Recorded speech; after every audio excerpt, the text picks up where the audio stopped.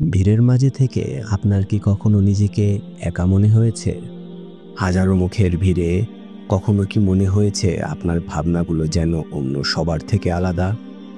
এটা কেবল আপনার একার অনুভূতি নয়, কারণ যারা একটু বেশি গভীরভাবে চিন্তা করেন, যারা জীবনের অর্থ খোঁজেন, তাদের একাকিত্ব যেন জীবনেরই এক অবিচ্ছেদ্য অংশ।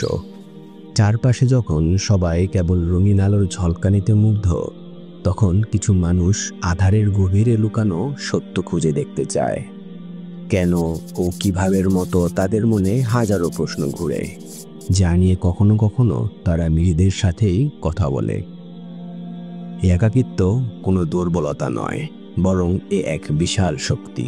এই একাকিত্ব তাদের সুযোগ করে দেয় নিজেকে চেনার, নিজের আত্মাকে জানার। যখন পৃথিবী কোলাহলে পূর্ণ থাকে, তখন তারা নীরবতার মাঝে খুঁজে নেয় তাদের সবচেয়ে বড় শিক্ষককে, নিজেকেই।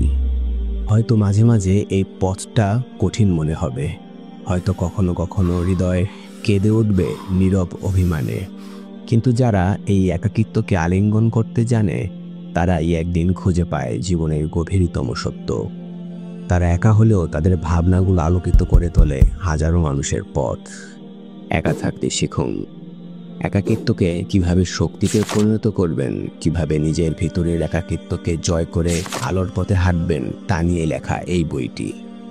প্রচলিত নেতিবাচক ধারণার বাইরে গিয়ে এই বইটি আপনাকে নিজের সাথে সময় কাটানোর গুরুত্ব বোঝাবে, আপনার একাকিত্বকে একটি ইতিবাচক অভিজ্ঞতায় রূপান্তরিত করার কার্যকরী দিক নির্দেশনা দেবে। আজই অর্ডার করুন affiliate.com-এ।